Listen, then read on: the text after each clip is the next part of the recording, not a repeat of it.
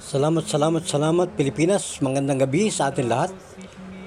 Luzon, Visayas, Mindanao ay ating pong binabati ang lahat ng ating pong mga tagapakinig at sumusubaybay ng ating programang Likod Bayan na may pusong mapagkawang gawa sa mundo ng balitaan, kalusugan, kapayapaan, katiwasayan at kagandahan na may kalakip na tugtugan. Ito pa rin po ang inyong Likod Bayan, Doc Ancient Alien Specialist, Mediko, Juno Gaire. Pumapailang lang po ulit sa ating himpapawid sa ating mga lansangan. Tungayan po natin ang mga nasagap po natin balita. Kasama po natin ang mga pitong magigiting po at gwapong-gwapong mga reporters sa ating mga lansangan. At syempre, ang balita pong ito ay ukol po sa mga napapanahong kalusugan na napapagaling po ng samot-saring mga albularyo, babaylan, exorcist, hilot, Cairo, at lahat po ng mga denomination ng mga scientific doktor, mga pa-ospital, o saan man po na lansangan na nagaganap ang gamutan. Paminsan-minsan po ay ating pumbuksan ang katanungan ni Mr. Joselito Caption. Joselito Caption, 75 years old. Ano raw po ang kahulugan ng mga mute, ng mga mostra, mantra, chakra ng pagigipong isang albularyo? Kahit daw po sa online ay namamayagpag ang samut-saring mga albularyo natin na nagpapagaling. Ano raw po ang kanilang matutunan kung ito raw po ay mga less and actions?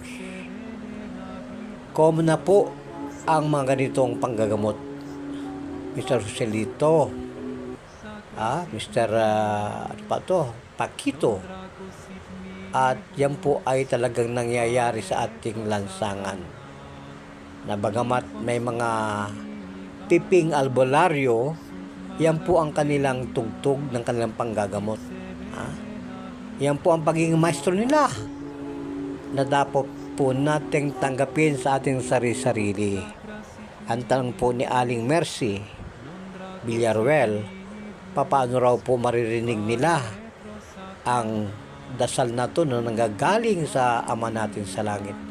Ay, patawad po, Kamerse, hindi po natin hawak ang susi ng kasagutan yan kung bakit sila ay nagmamantra chakra, lalo na po yung mga Budismo, mga Muslim natin na mga manggagamot.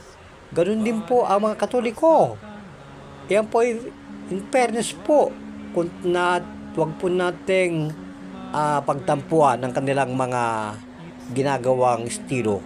Doon po sila nagkakaroon po ng power upang tayo ay magamot. Kanya-kanya po tayong freedom of expression na dapat po natin igalang. Yan po ang kanilang talento, kaya wala po tayong pinipili at lahat po ay akap po natin.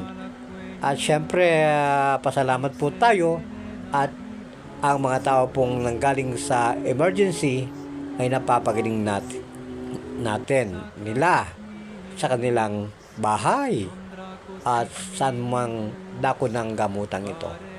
Ang pangatlo pong tanong ni Nanang Maria Pelmes ng Cabanatuan ay bakit daw po hindi pa gawing legal ang mga albularyo? Ay, hindi natin masasagot yan. Mukhang attorney po ang sasagot niyan. Dito po sa bansang Pilipinas, convicted po yan ang inyong sasapitin. Convicted po ang sasapitin po natin kapag tayo ay nakamatay sapagkat wala pong license ang mga native doctor. Yan po ang problema. Ang mahalaga po ay dapat mapag-aralan po natin ang Yuzhuang Duin Ancient Alien Specialist. Yan po ang sadyang may hawak po ng lisensya ng isang oras na walang hininga. Yan po ang hindi na pagtanto ng gobyerno. international na at is where is. So, yun naman po ang aking masasagot dyan. Kay aling Pakita Mortas ng Nueva Ecija, ano raw po ang pagkakaiba po natin sa mga albularyo. Ayun nga po ang pagkakaiba po natin ay tayo po ay ang dunong po ay sagad at talaga namang nasa rurok po ng ating ancient alien specialist medico na kung saan po talaga kahit po kayo ay nagkakaroon na ng cardiac arrest, myocardiac arrest o heart attack ay kayo po ay sadyang mabubuhay. So pasalamat po tayo at may kumakana po at talagang may dumudunong na mga albularyo na kung saan ng mga probinsya, syudad ay nagpapakilala. Kahit hindi po tayo mapansin, ang talinong ito ay buwis buhay po kasi yun. Kaya hindi po natin pwedeng ilagay sa Department of Science and Technology sapagkat napakahirap po yan ipaliwanag at gawin sa actual kasi buhay po talaga yan mga kababayan. So sa ngayon, isa pa rin pong last na katanungan, bakit daw po maraming sapi na nagiging sani ng karamdaman? Sa ibang siglo na po yan. Mabuhay Pilipinas.